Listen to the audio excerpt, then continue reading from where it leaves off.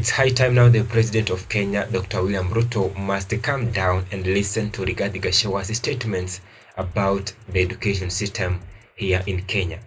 Ladies and gentlemen, I'm not being tribal. Rigathi Gachagua has been criticized for so many times that this man sounds to be tribal. But this round, I just want to support him because he spoke the reality. Ladies and gentlemen, there are leaders from the northeastern part of Kenya ambao wamesema kwamba these leaders they do receive equitable share of funds from the government waende kufanya maendeleo ambayo maendeleo ya mashule, maendeleo ya barabara na maendeleo mbalimbali ambayo serikali ya Kenya huanga inatoa pesa ambazo zinafaa kwenda hiyo northeastern part of Kenya to do development. Some other regions like the Nyanza region, Western part region, the Mount Kenya region, kuna development ambazo zinaendelea pale. Why not the northeastern part of Kenya? Because the northeastern part of Kenya is part of Kenya, you know. That's Kenya. So the government kuna zile funds ambazo inatoa which are equitable share of funds to that region of northeastern part of Kenya. So Rigathi Gachagua was trying to ask these leaders, why are they not doing development? Tumekuwa tukisikia kwamba kuna corruption ambayo inaendelea hapa nchini Kenya, but I don't know why the government has not focused too much on the northeastern part of Kenya. Ujue kwamba maendeleo yanafanyika pale because kuna zile shares pesa ambazo zinatuma pale, for example pesa za CDF.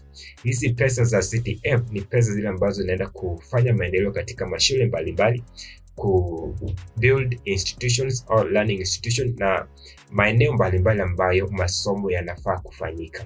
But if you go to the northeastern part of Kenya, if you listen to Rigathi Gachagua, kuna vile alikuwa anaenda pale anapata kwamba hakuna maendeleo ambayo yanaendelea. And they said a certain amount of money that the northeastern part of Kenya leaders have been receiving to do the development of that region, but hakuna maendeleo ambayo yanaendelea pale.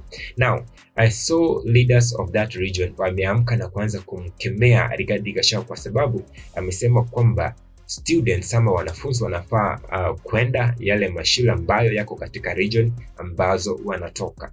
You know, and I saw that makes sense because if you say there's no way a child can come from all the way from northeastern part of Kenya akuje hadi upande wa Nyanza region, eti kwa sababu hakuna shule pale northeastern part of Kenya. Why?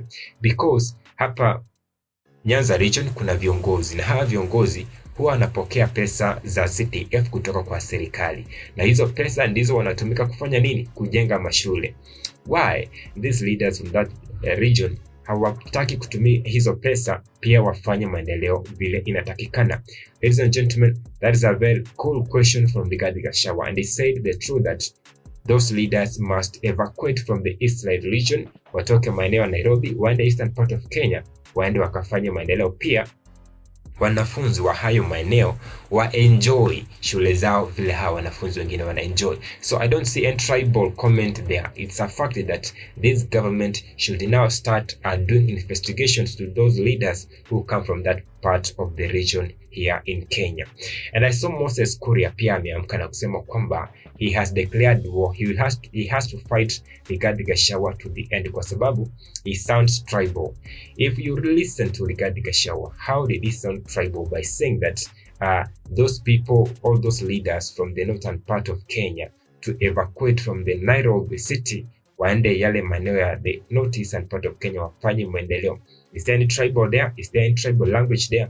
So Moses Kula pia ameamka na kusema kwamba he has to fight this person, kwamba he sounds tribal na kuna vile anatoa statements ambazo hazi make sense. For so many times I've been against Rigathi Gachagua, but this time, to be honest, I support Rigathi Gachagua 100%.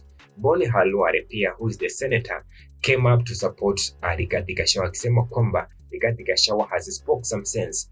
All schools, all national schools here in Kenya ambazo ziko very developed na ambazo ziko katika maeneo mbalimbali, for example from the Nyanza region, if I said there's a school called Kisii School, Kisii School inafaa kutenga that percent ambayo itakuwa ina admit wanafunzi from the Kisii region wajiunge na hiyo shule ya Kisii School. That's an example according to Boni Halwari.